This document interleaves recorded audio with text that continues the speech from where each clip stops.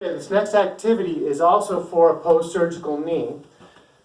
Let's say it's my right knee in this case. I have a post-surgical right knee. It's about 2 weeks post-op. So for the first 2 weeks, we're getting that swelling down and letting the skin mend, just like any cut that needs stitches. It's about 10 to 14 days for the stitches to come out. Well, that's how long it takes that skin to mend. Once that scar line feels pretty sealed and you've had your leg above your heart as much as possible for those 2 weeks to try to get that swelling down, now you got the pressure down and the skin's ready, that's when you start shifting your focus onto bending and straightening that knee on almost like an hourly basis throughout the day, spending a minute almost every hour on the hour or better for keeping that moving. Not intensity, but a lot of frequency at that 2 week mark.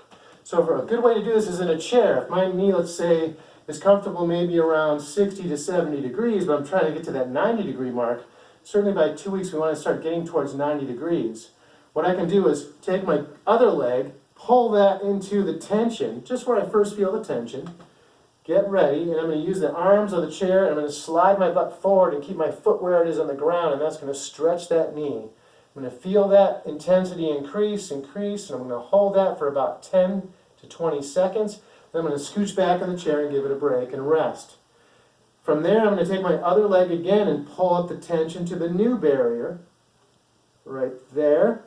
And I'm going to hold that for a moment and just acclimate. And then again, I'm going to scooch forward in that chair. And I'm going to keep doing that. I can do that, anytime I'm sitting. So that's plenty of opportunity throughout the day. About 3 rounds of that.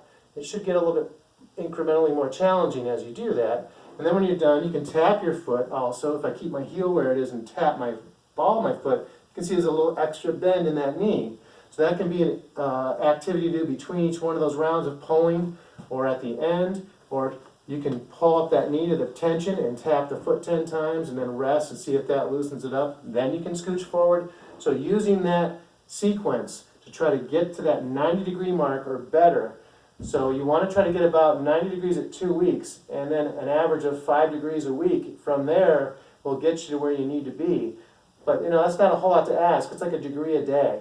So that's really where you want to be around the 2 week mark. So do the best you can to try to be consistent. Don't just crank it, hurt it, and then have 3 or 4 days to recover. So it's very consistent. Every other hour or better, you should be doing that for about 1 to 2 rounds. So you're spending about 2 to 5 minutes stretching that knee carefully. And then from there, if you use that frequency rather than intensity, you'll get your degrees you need, and over time that will come naturally. Once you get to that point where you can't even see your toes, you'll be able to move on to other more advanced activities.